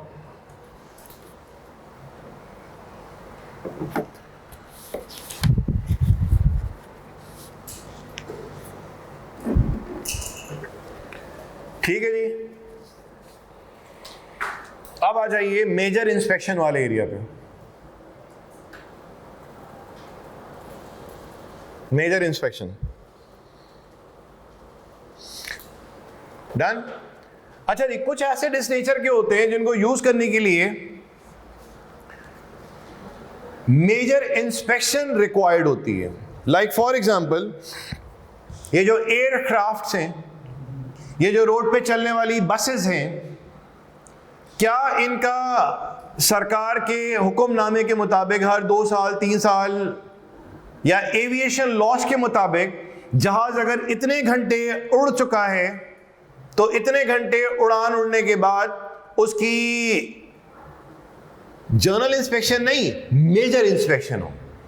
Sir Karachi से इस्लामाबाद गए, जहाज की इंस्पेक्शन होगी और फिर वो अगली परवाज के लिए फिर रवाना हो जाएगा। बोलिए किधर, कराची।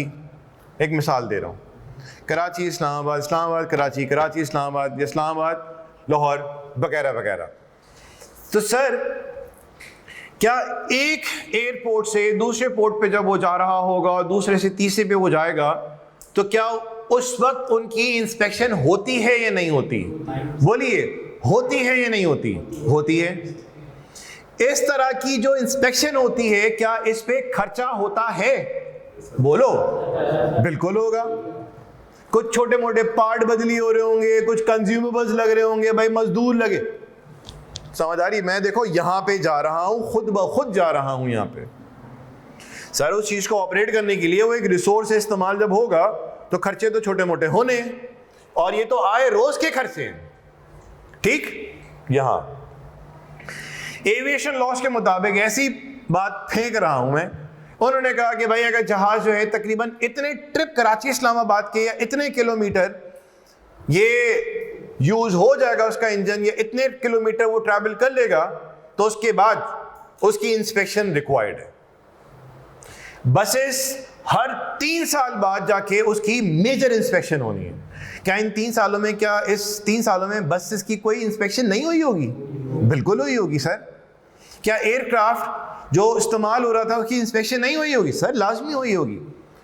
जो डेली बेसिस पे या वीकली बेसिस पे या एसेट को यूजेबल कंडीशन में रखने के लिए लाइफ, एफिशिएंसी, क्वालिटी, अब देखो मैं फिर वहीं पे मार रहा हूं बात, क्वांटिटी या क्वालिटी ऑफ आउटपुट में बराबर है, लगा दो यहां पे, राइट? और सर जो मेजर इंस्पेक्शन हो रही है हमारी, उसके बारे में स्टैंडर्ड ये बोलता है कि मेजर इंस्पेक्शन जो हो रही है तुम्हारी, उसको तुम एक्सपेंस आउट नहीं करोगे।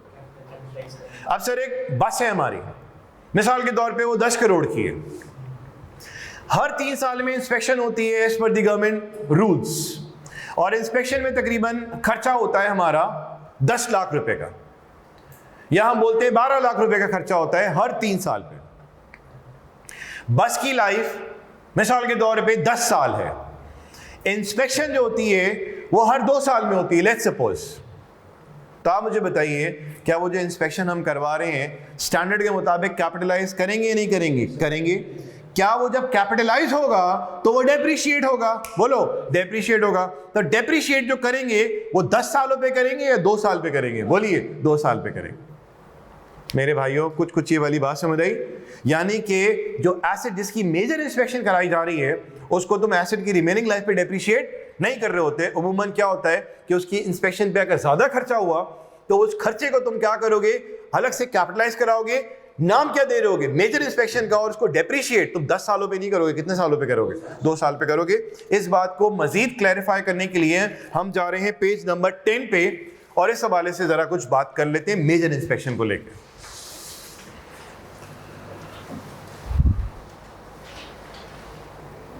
अब आ जाओ जरा, पहले एग्जाम्पल पढ़ता हूं, उसके बाद ऊपर जो बात लिखी हुई है उस पर हम जाएंगे।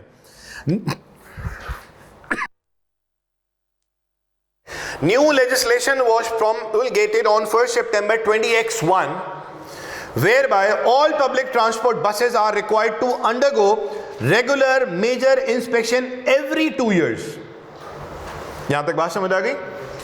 Room Limited owns a bus that has a carrying amount of C stand for currency 80,000 as at 1st January 20X1. Currency rupees, dollar, pound वगैरह वगैरह। C मतलब for currency. This bus is depreciated on the straight line method to a nil residual value and had a remaining life of 10 years on 1st January 20X1. A major inspection of this bus was performed on 1st October 2021 at a cost of currency 20,000.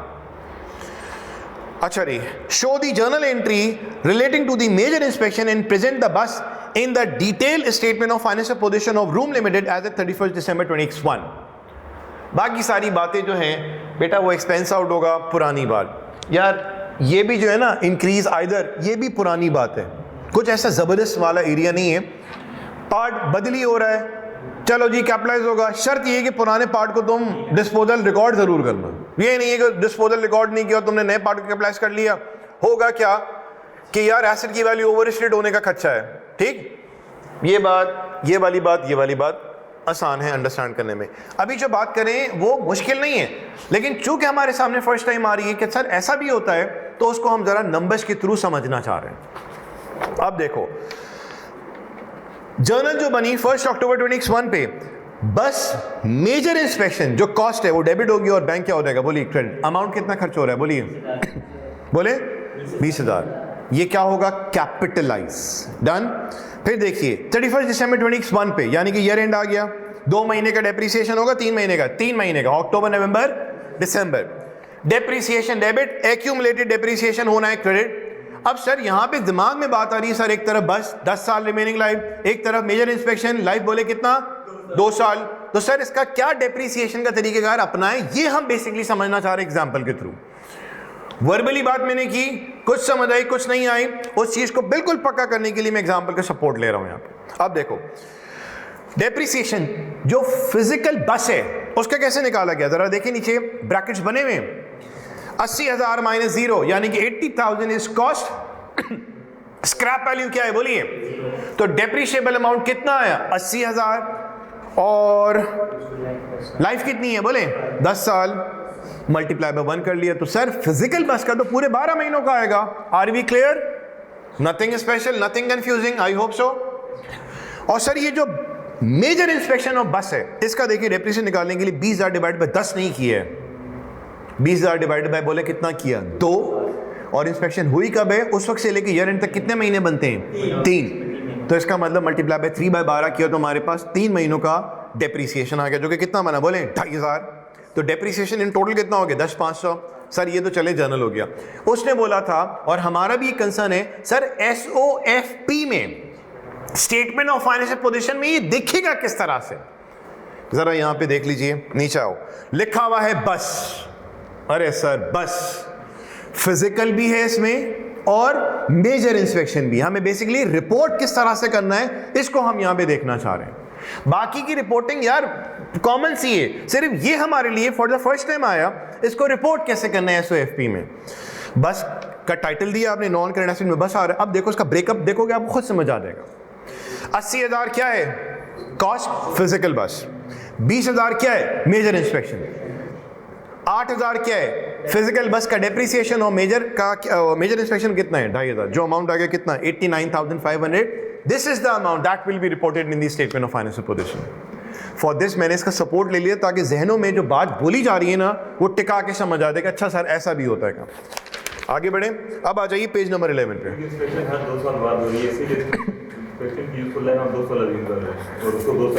अगर 2 साल नहीं थी तो 4 साल होती, 4 साल नहीं होती तो 3 साल होती, वो आपको बताएगा। अच्छा जरा सुन लीजिए, इसका बिल्कुल टॉप वाला जो एरिया था एक दफा पढ़ लेते हैं।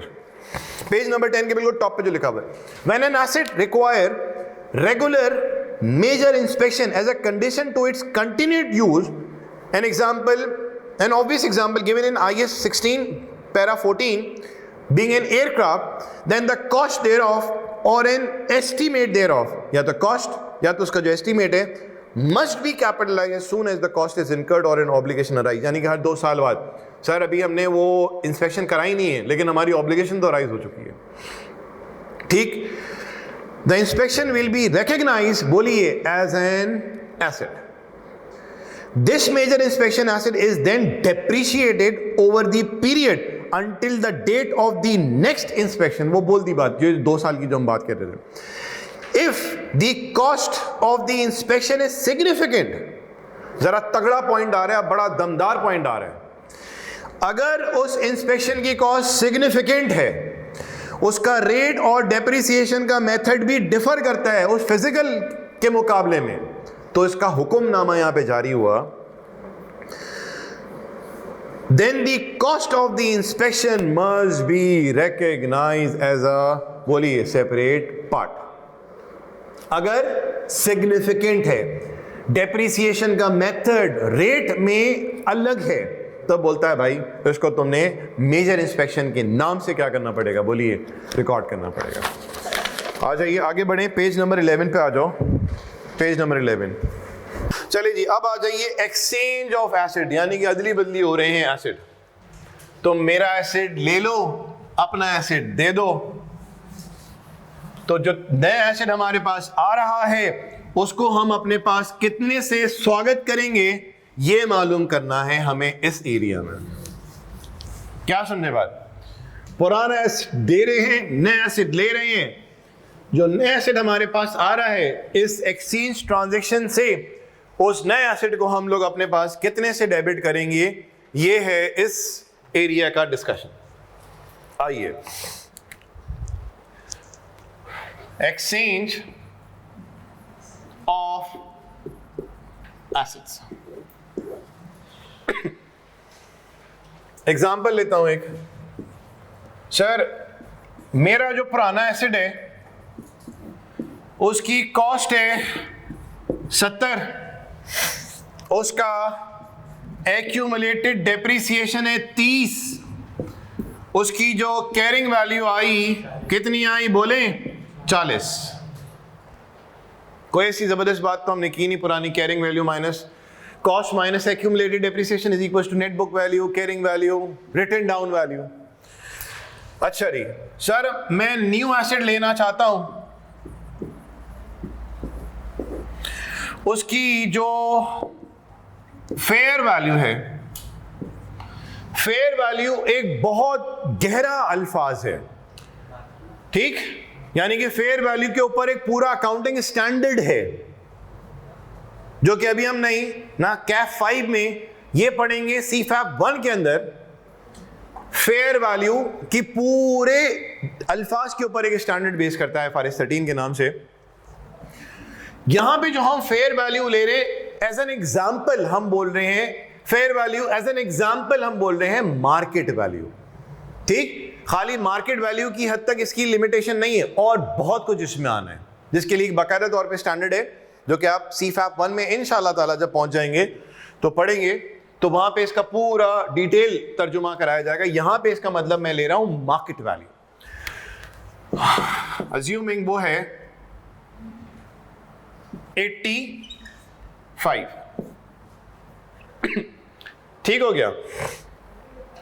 अच्छा, ये जो मार्केट वैल्यू है,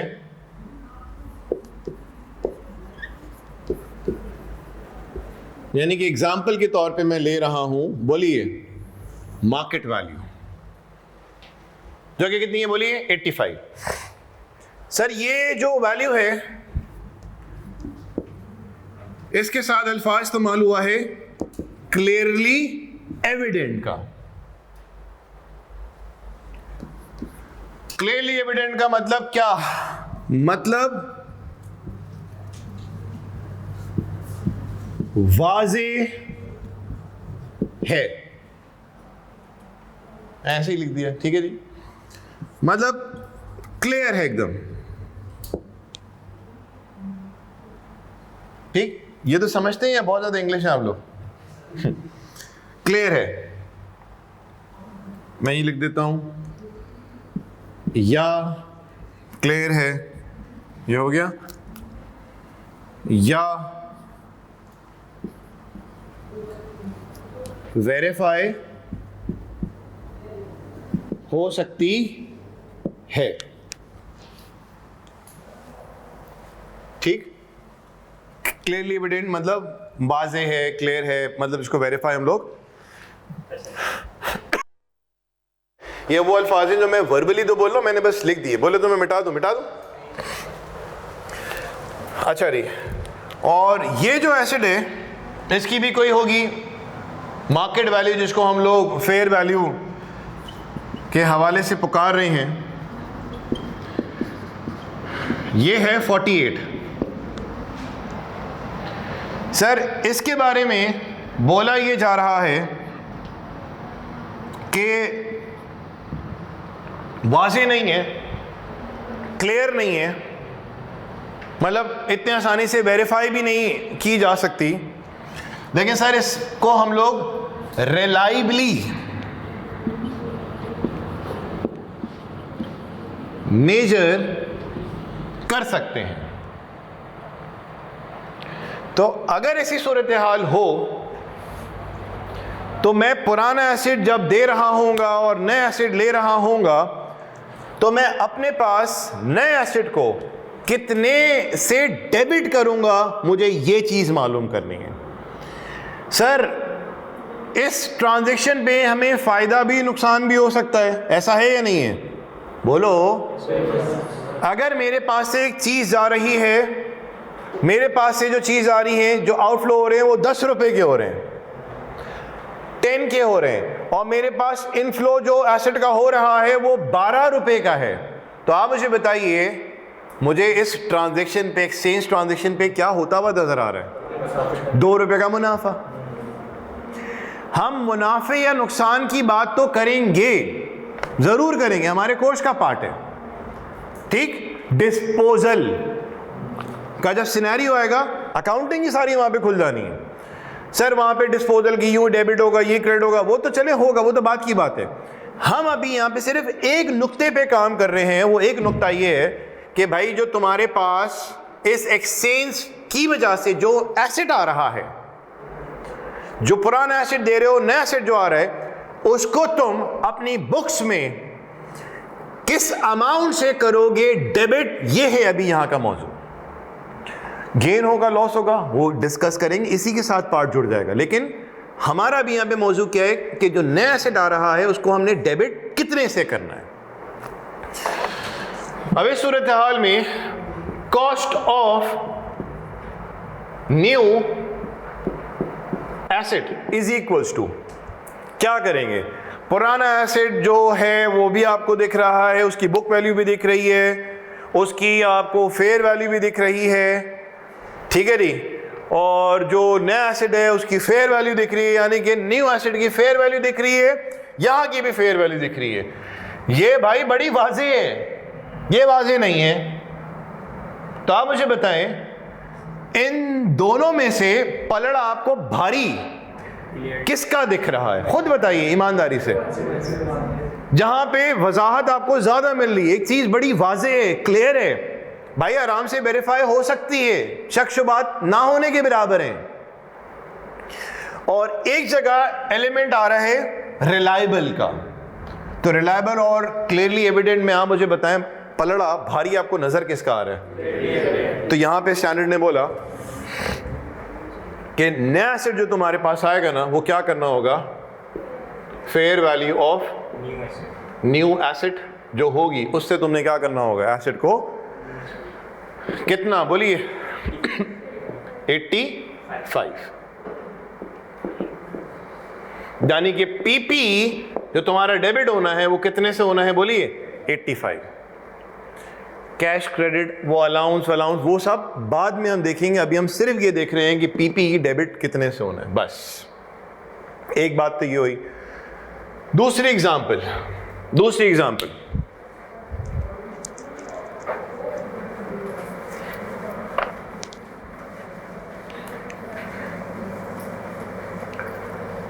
एग्जांपल को हम यहां पे एक काम करते हैं, इसको cost of new asset is equals to fair value of new asset, ठीक है जी। ये कितना हुआ? बोले 85। डन। इस एरिया को यहां से मैं मिटा रहा हूं। एग्जाम्पल 2 ले लें, ये है एग्जाम्पल 1। अब आइए यहां पे ओल्ड एसेट, यही कुछ वैल्यूज लेके चलते हैं। कॉस्ट बेटा 70 ले लो, एक्यूमुलेटेड डेप्रिसिएशन 30 ले लीजिए, ये हो गया 40। ये कैरिंग वैल्यू, फेयर वैल्यू आप बोल दें रिलायबली मेजर हो सकती है, जो कि आपने बोल दी थी कितनी? 48। और जो न्यू एसेट है इसके बारे में हम कहते हैं कि फेयर वैल्यू अज्यूमिंग कर लेते हैं, वही 85 लेते हैं। और यहां से जो नेट, अच्छा इसको भी हम कह देते हैं कि ये भी रिलायबली मेजर हो सकती है। और फिर हम बकिया जो है वो नेट इसको पे कर देंगे, उसको पे कर देंगे हम लोग। लेट्स सपोज 50 रुपए पे कर देते हैं। Cost of new asset is equals to, जरा सिनेरियो समझना, ये बेसिकली कुछ रूल्स हैं जिसको हम रटने तो वाले हैं, लेकिन उन रूल्स को रटने से पहले हम थोड़ा सा नंबर्स का सपोर्ट लेके बात को जरा लॉजिकल एक रुख दें और उसके बाद फिर वो जो भी हमारे पास रूल है वो एक बन जाए। 70, 30, 40, 48 डन, यही कुछ रिलायबल मेजर की जा सकती है। न्यू एसिड फेयर वैल्यू वही सिर्फ जो फर्क आया वो ये आया कि भाई ये क्या है, रिलायबल। और तो और इस एसिड को एक्वायर करने के लिए हम जो पुराना एसिड लेके बैठे हुए हैं, हम तुमसे नया एसिड लेंगे और कुछ रकम भी हम तुम्हें यहाँ पे अदा कर देंगे। तो अब यहाँ पे हमारे पास जो नया एसिड आ रहा है वो कितने से डेबिट होगा? तो यहाँ जवाब कुछ यूं आया कि जब न्यू एसिड जब तुम एक्वायर कर रहे थे और उसकी फेयर वैल्यू एविडेंट थी, तो तुमने सिंपल क्या काम किया, बोला भाई जो भी fair value of new acid है हम लोग उससे पीपी को कराएंगे डेबिट। लेकिन यहां पे सिनेरियो ये आ रहा है कि ओल्ड एसिड की फेयर वैल्यू मालूम है लेकिन रिलायबली एस्टीमेट हो सकती है, ठीक। और यहां भी क्या बोली, रिलायबल एस्टीमेट। रिलायबल एस्टीमेट का मतलब यहां पे इस्तेमाल करने का रीजन ये है कि वो क्लियरली एविडेंट बोले नहीं है। अगर वो क्लियरली एविडेंट नहीं है तो इसका मतलब हम लोग ने क्या बोला, वो क्या है बोलिए। तो यहां पे वो ये बोलता है, सुनो अब अल्फाज जरा सुनना। ओल्ड एसिड की फेयर वैल्यू मालूम है, न्यू एसिड की फेयर वैल्यू मालूम है। ओल्ड एसिड की फेयर वैल्यू मालूम है, न्यू एसिड की फेयर वैल्यू मालूम है। ओल्ड एसिड की फेयर वैल्यू मालूम है, रिलायबली मेजर हो सकती है। न्यू एसिड की फेयर वैल्यू मालूम है, रिलायबली मेजर हो सकती है। यानी कि दोनों तरफ क्या हुआ, रिलायबली मेजर डन। स्टैंडर्ड ये कहता है यहां पे तुम ये ना देखो, यहां पे तुम ये ना देखो कि न्यू एसिड की फेयर वैल्यू है क्या, वो ये कहता है यहां पे तुम ये ना देखो कि न्यू एसिड की फेयर वैल्यू है क्या। अर्ज किया है यहां पे तुम ये ना देखो कि न्यू एसिड की फेयर वैल्यू है क्या, बोले सुभान अल्लाह। यहां पे तुम ये देखो कि तुम्हें नया एसिड पढ़ कितने का रहा है। यहां पे तुम न्यू एसिड की फेयर वैल्यू मत देखो, यहां पे तुम ये देखो कि तुम्हें न्यू एसिड पढ़ कितने का रहा है। न्यू एसिड तुम्हें पढ़ कितने का रहा है, तो सर मेरे पास से जो एसिड जा रहा है उसकी कीमत है 48, सही है जी। और तो और मैं इसको कुछ रकम की भी अदायगी कर रहा हूं जो कि कितनी है बोलिए 50। यहां पे मैं ये नहीं देखूंगा कि न्यू एसिड की फेयर वैल्यू है कितनी, वाजे। यहां पे तुम ये देखो कि तुम्हें न्यू एसिड पढ़ कितने का रहा है। तो इस चीज को जानने के लिए हमने बोला कि यार अपने गिरबान में झांक के देखते हैं कि हमारा जो एसिड तुम्हारे पास जा रहा है और बदले में तुम्हारा नया एसिड मेरे पास आएगा, तो मेरे पास से जो चीज जा रही है उसकी जो एक रिलायबल मेजर के बाद जो फेयर वैल्यू आ रही है वो कितनी आ रही है बोलिए 40। और तो और मैं 40 की तुम्हें चीज दे रहा हूं, और तो और मैं तुम्हें 50 कितने की चीज दे रहा हूं, 48 वर्थ की चीज तुम्हें दे रहा हूं, 48 वर्थ की चीज तुम्हें दे रहा हूं। और तो और मैं तुम्हें क्या दे रहा हूं बोले 50 रुपए भी दे रहा हूं। तो उसका मतलब यहाँ पे क्या बात बोली है, ये नहीं देखो कि न्यू एसिड की फेयर वैल्यू है कितनी, यहाँ पे तुम ये देखो न्यू एसिड तुम्हें पढ़ कितने का रहा है। तो आप मुझे बताइए मेरे पास जो चीज आ रही है वो क्या है, fair value of old acid कितनी है 48 प्लस मैं कैश दे रहा हूं। ऐसा भी मुमकिन है कि भाई मैं कैश सामने वाले से वसूलूं।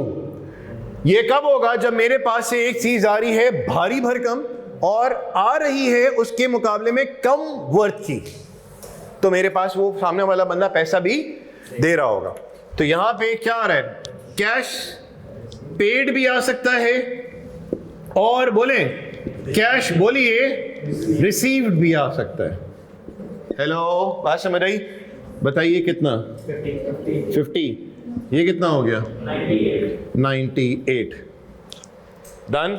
इस काम को कॉपी कर लें जल्दी से, और कॉपी तो चले आप कर लें। क्विकली जरा देख लीजिए यहाँ पे जो आपको टॉप पे नजर आ रहा है, पेज नंबर 11 पे कुछ बातें हैं, उसको पढ़ने के बाद फिर आप कॉपी कर लेना। एक्सचेंज ऑफ एसिड के हवाले से यहाँ पे बात हुई है, fair value of acid acquired is evident. Evident का मतलब क्या है बोलिए, वाजे। ये मैंने अल्फाज जान के लिख दिए ताकि आपसे पूछा जाए तो आप जवाब दे सकें। वाजे है मतलब क्लियर है, या कहीं से वेरीफाई हो सकती है, या कहीं से वेरीफाई हो सकती है, ये कुछ बातें। तो सर अगर ऐसा है, सुनो केस नंबर 1, इसको मैं केस 1 का नाम देता हूं, ऑल्दो लिखा हुआ नहीं है, केस 1 आप बोल दें, केस 2 बोल दें और केस 3 बोल दें, बारी बारी बारी। सबसे एक्सट्रीम वाला लेफ्ट पे जो है केस 1, उसके बाद सेंटर वाला केस 2 और राइट वाला जो है वो केस 3 बन जाएगा। तो सर 3 केसेस हमारे पास आ रहे हैं। अगर फेयर वैल्यू जो एसेट एक्वायर कर रहे हैं उसकी फेयर वैल्यू अगर एविडेंट है तो बताओ क्या किया? जो एसेट एक्वायर कर रहा हूं अगर उसकी फेयर वैल्यू एविडेंट है तो बताइए क्या किया? बोले, देख लो यहां पे जवाब दिया हुआ है, recognize asset acquired at, बोले, this is what we have done in example number 1.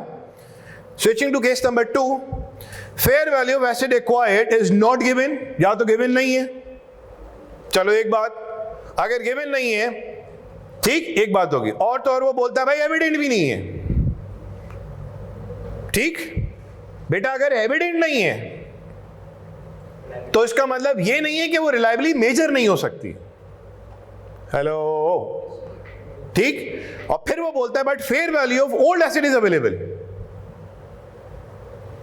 ये कौन सा सिनेरियो बन रहा है?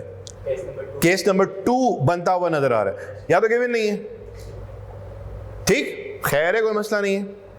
सर वो है तो गिवन, लेकिन सर वो क्लियरली एविडेंट नहीं है। रिलायबल है, मैंने बोला अगर रिलायबल है ना, तो अगर नहीं भी होती ना तो भी मुझे उस वैल्यू को करना कुछ नहीं था। समझ आ रही है बात? अब देखें यहां पे क्या होगा, रिकॉग्नाइज करूंगा asset acquired at fair value of old asset plus minus, अगर कैश पे कर रहा हूं तो fair value of old asset में उसको प्लस करा देंगे, और अगर कैश रिसीव कर रहा हूं तो fair value of old asset में उसको क्या करा देंगे? बोलिए, माइनस। सर वो गेन होगा लॉस, वो बात का ट्रीटमेंट है। Right now what we are trying to understand is कि जो एसेट एक्सचेंज में मेरे पास आ रहा है उसको मैं डेबिट कितने से करूं, सिर्फ ये अकाउंटिंग अभी की जा रही है। सर क्रेडिट क्या होगा मजीद, डेबिट क्या होगा मजीद, वो होगा, लेकिन अभी सिर्फ ये देखा जा रहा है कि पीपीई डेबिट कितने से होना है, बस ये देखा जा रहा है। डन। तो मैंने क्या बात बोली थी कि अगर फेयर वैल्यू भाई न्यू की पता ही नहीं है, दूसरी इसने बात बोली यार पता तो है लेकिन एविडेंट नहीं है, तो इसका मतलब एविडेंट नहीं है तो मतलब वो रिलायबल होगी। ठीक। और जो ओल्ड एसेट है उसकी भी फेयर वैल्यू क्या है? बोलिए, रिलायबल है। तो रिलायबल टकरा गए तो उसने क्या बात बोली, बहुत दफा बोल के यार मेरा गला भी सूख गया है। यहाँ पे ये नहीं देखो कि न्यू एसेट की फेयर वैल्यू है कितनी, यहाँ पे ये देखो तुम्हें न्यू एसेट पढ़ कितने का रहा है। तो जो चीज़ तुम्हारे पास से जा रही है इतनी की तो तुम्हें पड़ रही है, और बदले में जो चीज़ आ रही है, ठीक, कितने से रिकॉर्ड करोगे? 98। डन है। थर्ड पॉइंट देखें जरा, तीसरा केस। अब इसका ट्रीटमेंट आप खुद ही बताओगे, आप क्या होगा? सर फेयर वैल्यू दोनों की नहीं मालूम, ना इधर ना उधर। कैरिंग वैल्यू भी मत, ऐसा तो नहीं हो सकता ना कैरिंग वैल्यू पता नहीं है। अगर कैरिंग वैल्यू पता नहीं है इसका मतलब आपको पता ही नहीं है कि कारोबार में हो क्या रहा है, यही नहीं पता कि कैरिंग वैल्यू क्या है। एसेट आपका है, आपको यही नहीं पता उसकी कैरिंग वैल्यू क्या है, ऐसा हो नहीं सकता। तो कैरिंग वैल्यू पेमेंट कर रहे हो, तब आप खुद सोच लें इसका क्या आउटकम निकलेगा। Carrying value of old asset, कुछ पैसा दे रहे हैं तो पैसा पेड जो होगा वो ऐड हो जाएगा, और रिसीव कर रहे होंगे तो क्या हो जाएगा? लेस हो जाएगा। इतनी सी बात। बेटा समझ आ गई यहाँ तक बात? तो इस हवाले से देखो यहाँ पे भी एक एग्जांपल आ रही है। किधर?